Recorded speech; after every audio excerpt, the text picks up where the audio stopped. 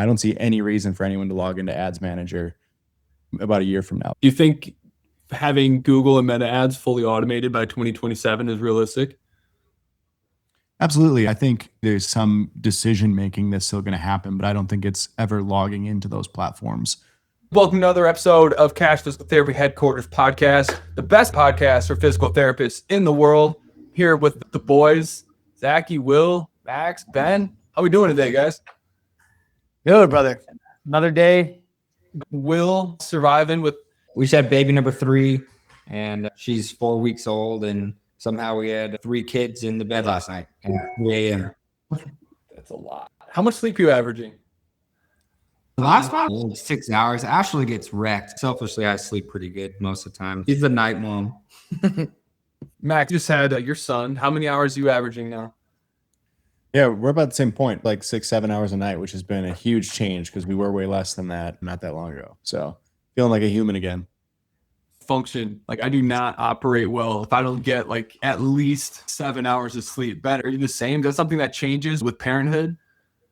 I hope so, because I don't do anything. So, Right. And that's the thing, dude. Is like balancing business and family is like that's the game that you play, and like there's nothing that even exists. So that's the fun part, honestly. Yeah. That's a big thing. Just like acknowledging once you have a family, like even less of your time is your own now. Like your time is now owned by other people. But like I think people think you can function on less sleep until you have to. And then like we're gonna take a little bit of a hit, sure. But like when you see what it's for, it's a little easier to stay up a little longer or wake up in the middle of the night when you see what it's for. But you guys will see eventually. You guys will see. Yeah. You don't need to hyper focus on the important stuff. Like all the little things get thrown out the window that aren't important anymore, and you get to hyper focus on the important things, which actually helps you grow even faster. It's kind of a secret weapon. Everybody should have some kids. That's what I'm seeing in Max. Like your focus and your productivity is off the chart. Already really good beforehand, but it's like, damn, I have some kids. True, man. It's structure, and like when you got the time, you use it. Yeah. We need more good parents, and we need more good kids in this world, man. Absolutely. There's plenty of the other ones. So Maybe hold off on the kids, huh? yeah. The other day I was really bored, and at first I was like, God, this sucks. And I'm like, you know what? This is actually really nice. I'll probably never get to be just bored and relax and do nothing for at least 18 years once I have kids. So enjoy it. That's true. Anyway, let's get into it. Today we're talking AI because it is changing quickly. And if Clinical Marketer Live showed us anything, it's that everyone feels behind. Some of the things that the 5 of us have been working on has been blowing our clients' minds in just what is possible. And it seems that every single day we wake up and there's something brand new that makes what we just learned a month ago obsolete. So let's talk about AI agents. That is the new thing. The CEO of NVIDIA basically said that if you're not using AI agents, you're going to get decimated by the businesses that do. And it's kind of forcing everyone to adopt it because the alternative is allowing your competition to skyrocket their profitability and their efficiency to keep moving while you're still paying more. Things are taking longer to actually get done. And it's creating like a really interesting kind of world. Max, define what an AI agent is. Yeah, absolutely. I mean, I think an AI agent is an AI model, a type of model that can actually do work for you. So like for a lot of us, we know like ChatGPT, you can go ask it a question and get an answer and it might give you advice. But an agent is one that has memory, can handle long spanning tasks, and can actually go out and do a lot of those tasks for us. So I think that's the big leap that people make is like, oh, some of this stuff that was on my to-do list and is never making it off my to-do list because I keep putting it off is stuff that an AI agent could be doing while you're sleeping, while you're working on something else. Just like another employee for your business is really how they should be treated. 100%. And so inside of Clinical Marketer, all of our clients, we help them install their first AI employee called Viktor. Viktor's the guy. Not only getting an incredible amount of volume done, but also supporting our clients in a really, really big way. Let's go to Will. When we first introduced you to Viktor, what were your initial thoughts? Can you break down what Viktor is, what Viktor does? Yeah, Viktor's been great. Viktor's an AI agent, basically acts as an employee. So if you guys are thinking about your LLMs like ChatGPT or Claude, you can have conversations with it, but it can't actually do anything for you. Victor is more like an employee that lives in Slack, and we use it in pretty much every back end of our system. But when we implemented Victor, our two admins were like, hey, like, are we about to lose our jobs right now? And I kind of laughed and I was like, not a chance. Victor still needs somebody to give it the prompts, and it's making our admins' lives easier. I joked with them and I was like, honestly, if it's going to take anybody's job, it's taking most of my jobs, because the reports that it runs, it saves me so much time so I could focus on higher leverage tasks. It's kind of like a compliment, another employee that complements the humans that we have in the company. It makes everybody's lives easier. Before Victor, it lives in Slack, operates like an employee, can do anything on your computer that a human being can do. So if you give it enough instruction and training, it can go and do anything out of the box. I've never seen AI that effective. Before we started using Victor, what was your tech stack, your AI stack, and how are you using AI inside of your practices?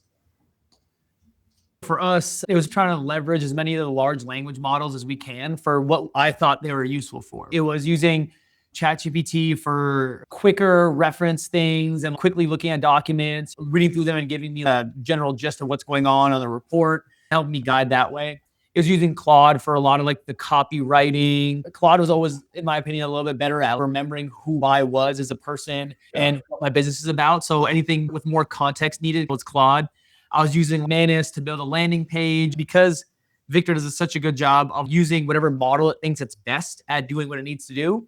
Everything's in one place. The hard thing about Victor sometimes is the credit usage, right? Like being able to figure out, okay, what things are worthwhile using the credits here, or should I just go to Claude because I'm on this max plan or pro plan? Like, should I just do the task here and then feed that to Victor? So I'm kind of figuring out what the best efficiency there is. But like Will said, I think it just makes the ability for me to, it's like, you guys ever play video games growing up, like on PlayStation? Say you play like a RPG, like Final Fantasy, right? Mm-hmm. And back in the day when internet wasn't that big, like you would buy a guidebook that you would have beside you to make sure you don't miss any treasure chests or any like whatever else.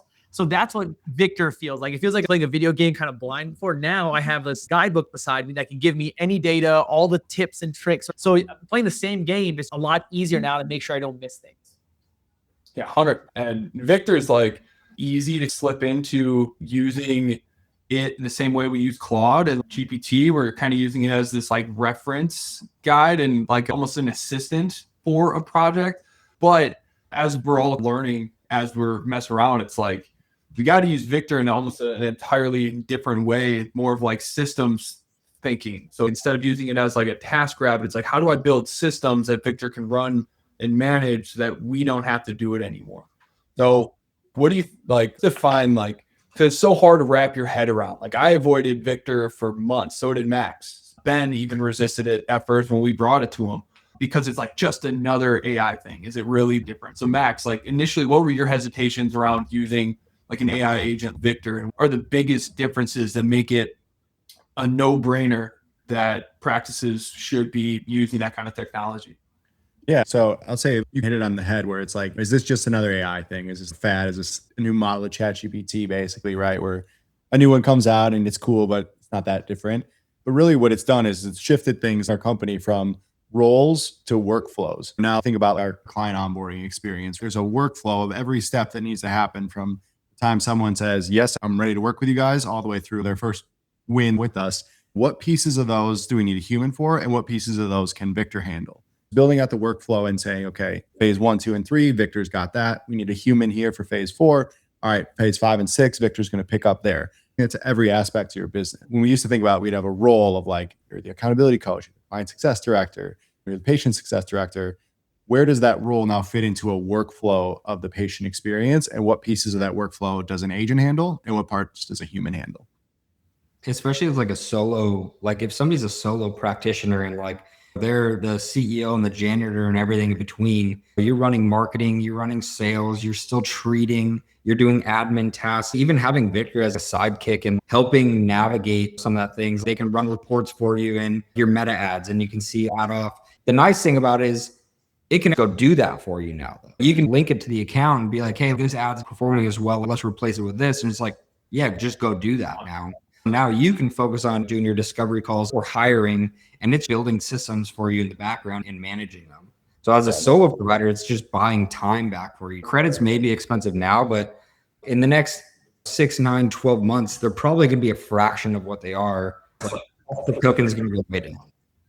Yeah, I think on the other end of the spectrum for people that are scaling as well is it's a great way to help with auditing. There's a lot of tasks that we've got a team over 20. I have to make sure that the little things are not getting missed as we grow and scale. You see all the time with big companies, they start growing and scaling. You lose the personal touch. It becomes just a microcosm of what it used to be, right? And I'd want to make sure that doesn't happen with ProConnect. So Viktor helps a lot with auditing, make sure things are getting done. Are we sending the welcome text to every single eval before they come in? Or are we missing some? The ones that we're missing, it's not the same experience. It's not the same ProConnect experience. So he's in a Ring Central account, can see what texts are getting sent and which ones are being missed. I just audited this last night and set up a new workflow for Viktor to do. He's analyzing, we have a reactivation campaign, and we have to manually go in and add the patients that have discontinued into that campaign. He's able to audit which ones have been missed for the last 6 months, right? And so we're leveraging Viktor mainly from an auditing perspective to make sure that the small things that make ProConnects are not getting missed as we grow and scale. Right. Well, I think too, it allows us to use humans at a higher leverage point. And especially in our practices that are premium based, if you're a commodity kind of like a practice, you take insurance and you don't really care, it's a volume game. You could probably do that a ton. The nice thing about AI for us is it makes humans become even more of a premium from a client experience standpoint. And it helps us leverage them and use their brain as a human to do these higher leverage things that are going to increase the client experience, which over time will create a more premium brand, which then you're going to be more insulated to creating higher prices and better margins and giving back to your team and implementing more into AI and expansion. I think it's just helping us go even faster. People are worried that AI is going to take over people's jobs, but over 80% of consumers prefer human interaction over AI interaction. Calling customer service, I'm yelling, speak to a representative, and they're like, oh, press 1 for this. And I'm getting frustrated because it can be handled in 2 minutes by a human. So the role of AI isn't necessarily get rid of human interaction, because what helps build trust. The role, I feel like, is to get a human in the room faster.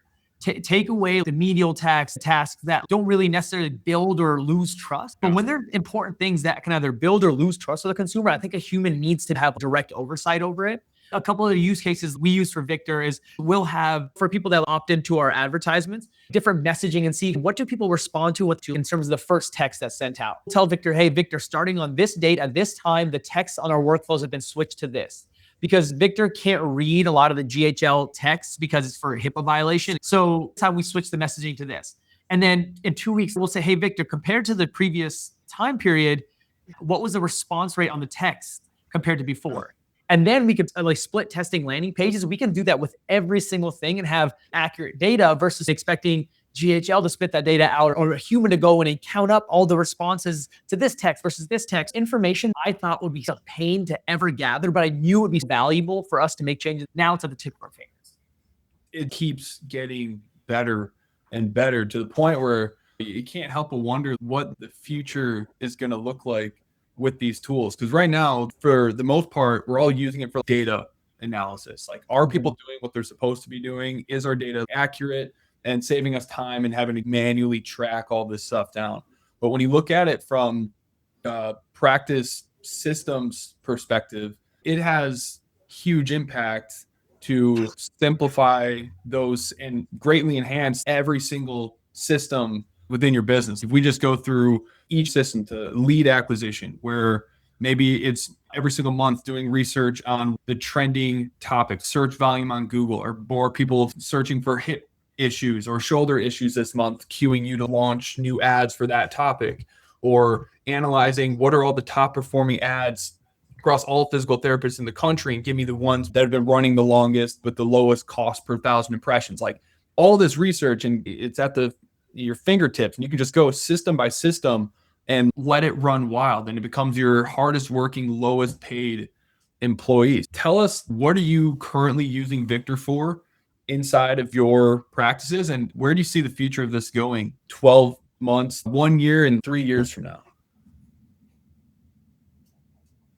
Go first. So for us, for Viktor, the things that are automating are things like looking at reports of what people are responding to, what people are not responding to in terms of text messages. Same thing with email campaigns. It can read through those and be like, hey, when a newsletter has this kind of structure, we get this many clicks versus not, right? So it gives us that data really, really quickly. The other stuff like automation wise, like it looks every week for how many Google reviews we're getting and where we're getting them from now, because we do have an automated Google review campaign that we have set up that as soon as somebody hits visit number 4, you get put through our Google review campaign that sends them texts and sends them emails, and it'll start giving us recommendations every week of what wording we should start changing depending on, hey, do they respond to text 1? Do they respond to text 2? Do they respond to text 3? Since then, we've been collecting in our 3 locations 5 to 10 Google reviews a week consistently without us having to do any touch points. It's amazing. The other thing I really like that Viktor does, every Monday gives me a full snapshot of the business, right? How did meta ads do the week before? What kind of ROAS are we looking at per ad? And then from there, it gives me an understanding of, like, it looks at our providers' scorecards as well and says, this provider is trending in this direction. You might want to jump in a meeting with them to talk about this. It's really keeping a pulse on things, because I think at the beginning, when you're a solopreneur, the hard part is just tracking your data. And once you start scaling, you have so much freaking data. You're like, what do I do with all this shit? So it gives you a really good ability to not get stuck in the weeds and look at every little thing, but a more digestible snapshot of your business that you can take action on. Love that. Will, Ben, you using it for any other like? Yeah, we're using a track speed to lead as well. So each lead that's in our tracker also has a column where Viktor goes in and analyzes, hey, how quick did we get our leads? And then it gives me trends each week on how our speed lead is being impacted. So then it gives me insight into, hey, is this a team performance issue? Or is this actually something where we're understaffed and we actually need to hire? And start giving me indications of like, hey, when do we need to hire for this next role? So it does analyze your speed lead. That's something we've implemented in the last 2 or 3 weeks. That's been cool to see and be able to analyze and also hold the team accountable as one of our KPIs that we meet during the sales meeting. So it's becoming like a manager, helping serving the director of the clinic and giving them better data, knowing when intervention's necessary. What about you, Will? We're pretty similar to Zacky and Ben. I use it as an executive assistant, helping manage my schedule and my calendar and my day-to-day, while also giving me nightly feedback on, hey, how'd the funnel do today? How many leads did we get? How many of those leads got on calls? How many of those calls booked evals? How many of those evals showed up? From how many of those evals got packages? Who did the calls? Looking at trends of who in the discovery call specialist team is booking the evals. And then if they're booking the evals, which PTs are closing the highest packages? I can see trends there. When it comes to KPIs, there's 2 things about KPIs. There's tracking them, which is where people have the biggest hurdle. But then once you do that, now Viktor can do that. It's so easy. Now it's about analyzing them and being able to make decisions from them.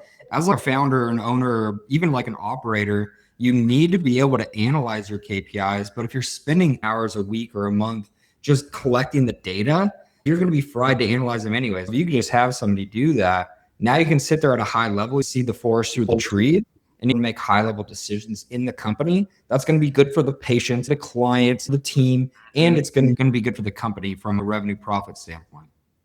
Right. And for us, the main thing that I'm using Viktor for right now is my core responsibility is helping our clients create better and faster content. So I'm using Viktor to integrate it with a couple different tools that allows me to pull all of the top performing content and top performing ads in the physical therapy niche, analyze exactly what makes those great, not just their scripts, but their copy, the visual hooks, what's actually going on in the scene, and create these skill packs that will allow our clients to instantly see what are the top performing content and ads that I need to make variations and put my own spin on. But also, once you select those, it then generates those scripts. It creates that content. We're seeing things that used to take hours and hours of prep work suddenly being fully automated. You show up to work on Monday and it's all done. It's not even that expensive, but it does get up there. I think we are at a point where, does it make sense to have a VA? Where do you guys see the future going with this? What do you think is going to be fully automated within the practices, and how do you think that's going to impact our teams? Yeah, Max, I mean, I'll look at Max's prediction first, just because he has more context than anybody on this topic. So, Max, what do you predict, dude? Well, I think just like the internet was, it's really an amplifier, right? So we have some of the best operators in the industry on this call right now. And it takes great operators. It makes them incredible, right? So it's arguably one of the biggest amplifiers humanity's ever seen. Obviously, the other big one we can all reference is the internet, right? You were writing a sales copy and you were sending it out snail mail, and all of a sudden you got to put it on the internet, and thousands of people from across the world got to go to that page and see it. It amplified your ability, your reach. 10-year-old nephew, and he jumps on Claude Code and says, me a Super Mario Brothers game. And an hour later, he's got a little Super Mario Brothers game he can play on his computer. There's a lot of fear of, oh, is AI going to take our jobs and replace humans? Because we don't need a human to do that. Now AI can do that. But what you think about is you take the guy that was amazing at making video games before AI, and now he can make a world-class production game that used to take millions of dollars in rooms full of people. I think as we go on, the amplifier dials can get turned up more and more of what it can do to take the human in the room and amplify their abilities. It's it replacing people for the most part. I think it's just going to take what you're great at and take it 10x it. Yeah, I'm going to push on that a little bit. It is going to replace jobs, but I don't know if it'll fully replace people. People's roles are going to change. What an admin does today is going to look very different 3 years from now when follow-up is completely personalized. It's fully automated. Schedules are being managed. And if someone drops off and we need to fill in that gap, a lot of that can be fully automated. It is crazy, but I do think there's always going to need to be a patient care coordinator, someone greeting and helping facilitate the culture of stuff. So what do you think won't be automated aside from treatments inside of clinics? So voice and AI, conversation AI, it's not quite there yet, I don't think. But what's that going to look like in 3 years? Give us, whoever wants to jump on it. What's AI achieves everything that investors in these companies say that it's going to, and what's the middle ground of what's realistic with AI within a practice in the next 3 years? I could jump into this because I think about this all the time, but I don't know if I think the main thing is AI is going to remove or displace jobs. But the question is it going to create enough leverage for humans to be more creative and do higher leverage things throughout the day? I think the question is, yeah, AI is going to remove jobs, but is it going to create the opportunity to have better jobs at a faster rate that it's going to displace the other ones? When you think about, I don't know if you guys saw that little letter from the Pope saying AI is basically, okay, well, the last Pope Leo was during the Industrial Revolution, and the same exact letter came out. The Industrial Revolution is going to destroy humanity and all these other things, but all it did was create better opportunities. Like the child labor age basically doubled. So it went from like being like 8 to like 16, because now we have machines to like do all these things. Healthcare got better. The average income of doctors like 10x since then. It's going to create higher leverage jobs for people who are ready for it. Maybe like 10 to 20% of people who are not going to be with the times are going to be hurt, but it's going to create this opportunity to make the world such a better place. And think about from admins, right? And admin is like one of the most important roles in our company. They're client facing, they're the smiling face when people come in. They're the glue that holds this place together. All of what this is going to do, it's going to remove all the shitty jobs that they're doing now. And it's going to help them create a better environment for our clients, a better brand, a more premium brand. And they're going to be able to use their natural skill sets and automate the heck out of it. Yeah. And so I think at the end of the day, like it's going to remove not people's jobs, but it's going to remove pieces of jobs that people hate to do anyways, because they're just so monotonous. And it's going to help leverage them to do higher level things. With that of the, like, it's going to allow people to enjoy their jobs more too, because like that's one thing I had all of our teammates, like everybody on our team lists out all the tasks they don't like doing, and then I figured out a way, hey, what can Viktor do? So now it's improving employee retention because they enjoy their job more. I'm going to make an argument that what Will was talking about, it's going to actually create jobs. AI is allowing us to grow faster. Because we're able to grow faster, we're able to hire on more PTs, which is also creating jobs. So I think Will's spot on with the statement of like, it's just going to create better jobs. It will remove some jobs, but it's going to also create jobs that are more enjoyable and more impactful for humanity too. Every time I've taken a role in the company that's been like a split focus role, like an admin, I want you to be front facing. I also want you to do discovery calls. Every time I've taken those two different things and I've split them into two different people, it's been beneficial to our company like 5, 6x. There's never been a time where I've had someone that's had split focus and have done both those jobs really well. There's a book that I read called The One Thing. It talks to how multitasking is a complete myth. People pride themselves on being multitaskers and being so good at doing everything. All that means is you're doing a lot of stuff shitty, right? But if you can focus on the one thing that brings you life, one thing that gives you fulfillment, one thing that allows you to make the biggest impact in the company and in the patients' lives you can, now you're valuable. Now you're somebody that's like irreplaceable, right? Like we have right now, we're trying to figure out a way, our current front desk in one of our locations, he's phenomenal on the phones.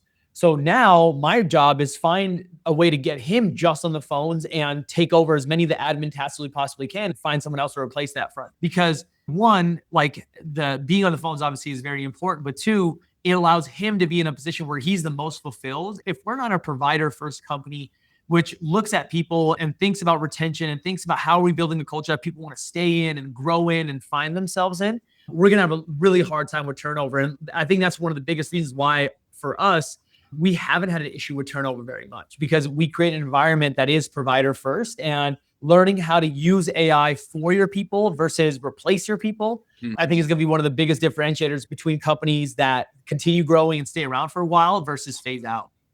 Yeah, I totally agree. Like in our company with our team, I always tell people we want to develop you as a human first, and then like a clinician or an admin or a sales specialist or a marketing specialist second.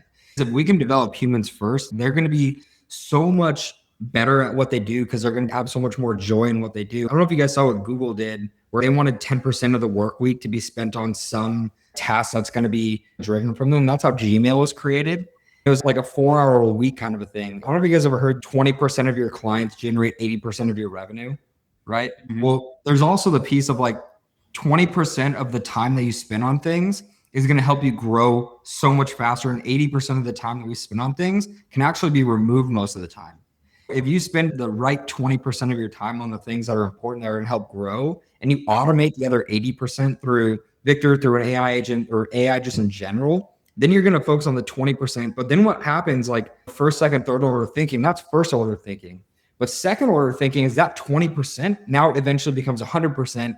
And then you can get to do the same thing again. And you can take the 20% of that 100%. And then now you're just focusing on these micro things that are generating so much revenue, changing so many lives, building these systems that are going to optimize the lives of everybody on your team and your clients. And you just get to do it at 10 times faster speed now. And like, that's what excites me the most about it. I think it's like a double-edged thing, because it's like, it's going to make it way easier. It's going to level the playing field for other people to run a pretty smooth operating practice. Like right now, you win if you're a great operator. But I think as we develop our skill packs and train our Viktor and deploy that in people's practices, and it's doing more of the stuff that they just don't want to do, that's preventing them from growing faster, it's going to allow people who are less savvy to get ahead pretty quick. So I think, going to your point, Zacky, the power of it is allows the people in your company to really focus on one thing, because all the tedious crap we can now completely automate, so they can just focus on that one thing.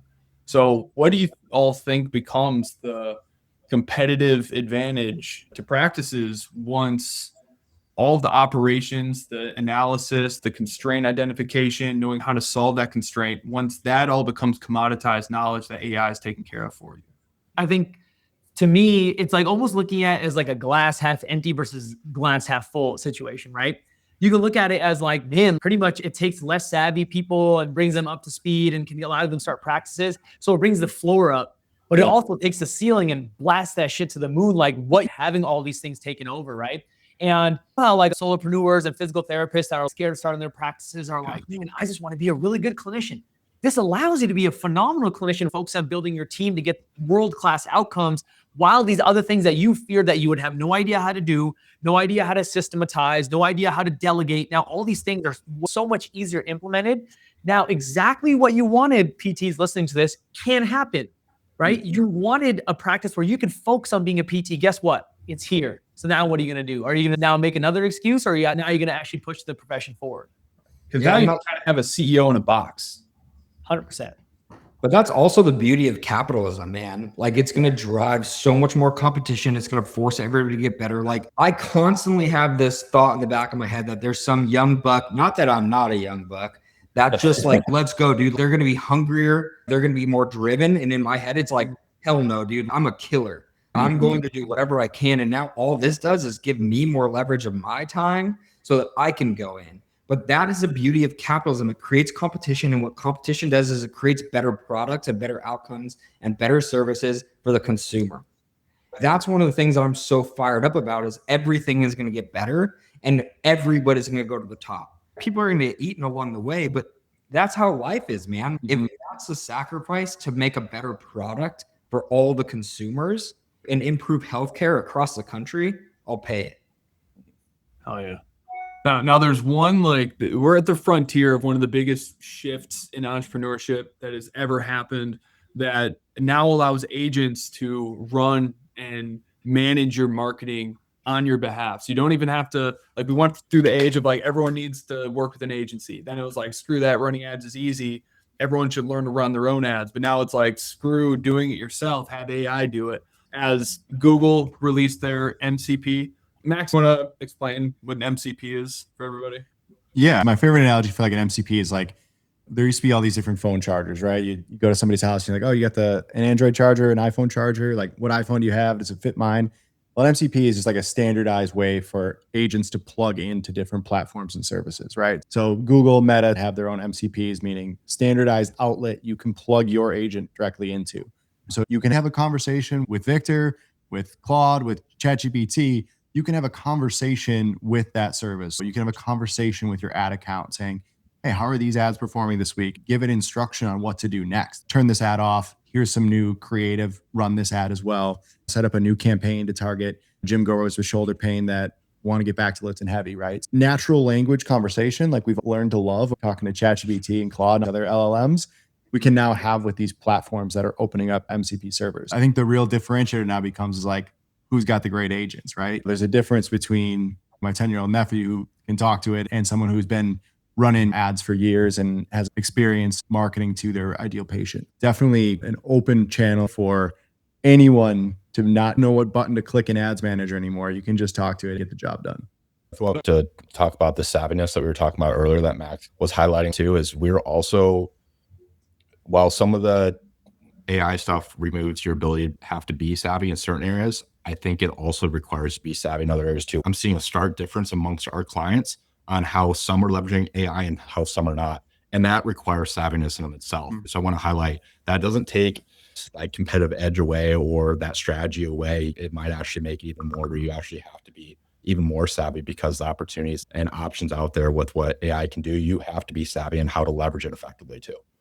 That's one thing that I've noticed. Like, I catch myself doing it. I know our clients do it. They can't get their agent to do the task because they haven't broken it down into steps. Like, if you can think programmatically and think one step and build one step at a time, that's how we build workflows, agents. And that's going to be the skill set.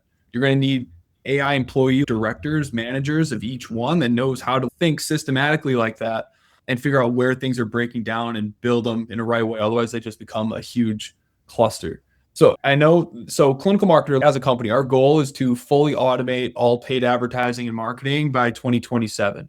Max is automated website development and SEO so far. The next frontier is automating Google ads and Meta ads now that we can build programs and agents to basically run our accounts for us. Can you paint a picture of what that actually looks like? I know Chris Smith on our team, he's been experimenting with the Google ads MCP and has been getting some cool results. Paint the picture of what that kind of looks like and what the future is for what fully automated Meta ads will likely look like. I think we're in a unique position for this one, but it relays back to what you were talking about earlier, the things you're working on with AI, Jordan, where it's like, okay, we can see what ads are working best. We can see which ones are generating the highest return, getting the most evals booked, cost per discovery call, each layer of the ad and the funnel as a whole, and use all that data and say, okay, when we go talk to our ad account, instead of making you watch a video of how to set it up, we can plug in our agent that knows what's working best right now. It knows exactly who you're looking to target and can set up everything from the campaign structure to the targeting to the copy to the creative, and then also manage that for you. So these guys were talking with Viktor, they get that weekly report of here's the funnel metrics from last week. Based on these, I'm going to go pause this ad. Why don't you get me a new video? I'm going to launch a new shoulder ad for you. And it'll be a conversation like, hey, got that video done. Here it is. And boom, the ad's on. It changes things. I don't see any reason for anyone to log into Ads Manager about a year from now, probably. Do you think having Google and Meta ads fully automated by 2027 is realistic? I think there's some decision making that's still going to happen, but I don't think it's ever logging into those platforms. When you say fully automated, I think creative, we're not at a point where we're going to be putting an AI agent in a video ad, right? It's still going to be your brand, your people, or maybe you yourself in your voice. But from the standpoint of like, hey, here's the new creative, go ahead and launch it. Yeah, that's months away. That's my leading question that I want to open up to the rest of the group, because we know that AI is going to be able to do most of the things on the computer that keep us from focusing on the things that we really want to be doing. And so I personally think the greatest competitive advantage is, are you likable and can you pump out content in a way that gets enough people to know you exist? Would you guys agree with that? Yeah. Yeah, it's community and culture at this point is the only thing worth optimizing for within our businesses. Of course, like clinical skills as well, but everything else is getting commoditized, all those technical skills. I mean, brand and culture, right? Like the stronger that your brand is, the stronger that your culture is the more insulated your company is to competition, to something new, to AI, to whatever. The stronger that your brand and your culture is, the bigger the insulation you have, the more insulation you have, the more you're protected and you can grow inside of that little biosphere. Like if you think about even a company like Coca-Cola, they have such a strong brand and there's not a single ingredient in there that won't kill you, but they still sell so, I mean, their revenue is so high, their profit's insane. They're a public company. They were one of the title sponsors of the World Cup. They're always one of the title sponsors of the Olympics. Not one of those athletes is drinking Coca-Cola, but their brand is so strong, they could push whatever they want. And is that good or bad? I think the power is in the beholder, right? If you have good intentions, that could be really strong. You can change the world with it. Or you can do what Coca-Cola, McDonald's is doing, push their junk and create diabetes and cause this cascade of problems down to the healthcare field years later. But the whole point is the stronger your brand is and the stronger that your culture is, the more insulated against everything else that you want.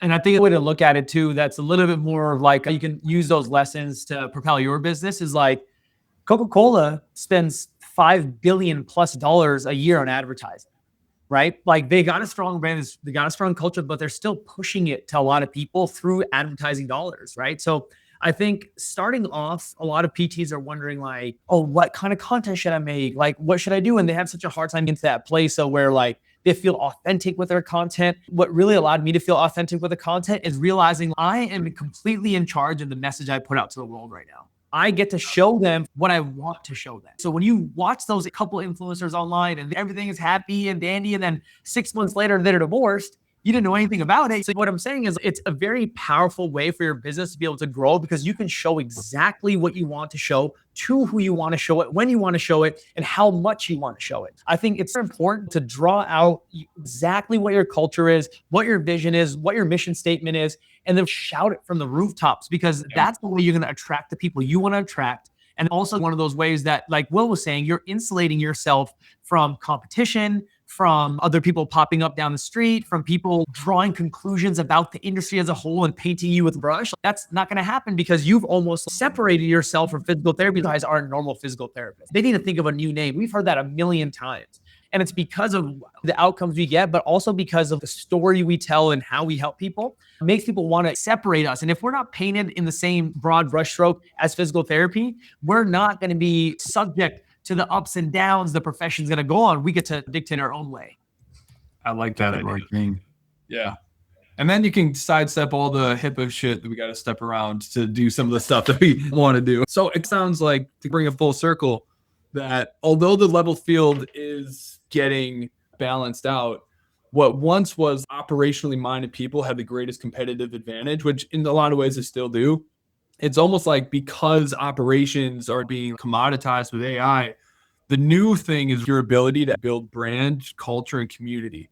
So is there a world where you think practices can be competitive without building brand, without putting content out there? Almost zero.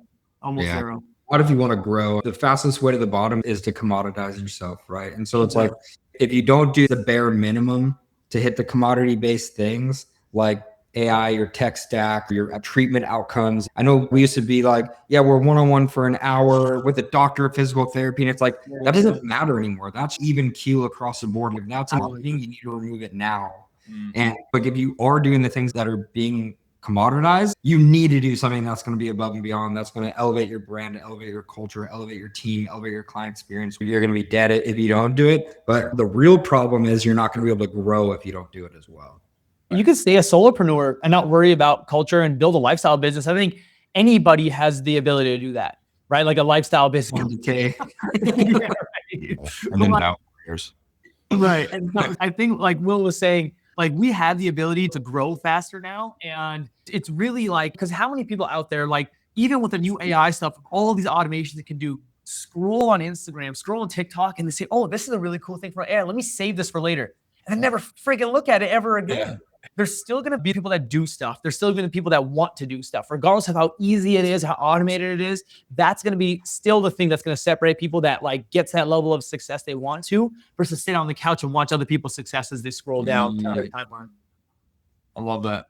All right, gentlemen, that wraps up our episode here today. So if you're listening to this and got value out of the episode, don't forget to like and share and subscribe to the podcast. Every single week, the 5 of us are going live to share what we're doing inside of our own businesses in terms of marketing, sales, leadership, AI, and truly what it actually takes to build a world-class 7-figure practice that impacts thousands of people's lives within our communities and creates dream jobs for other PTs, but allows us to live a pretty exciting life where we get to dedicate the vast majority of our time giving back to other people. So thanks for listening, everybody. See you guys.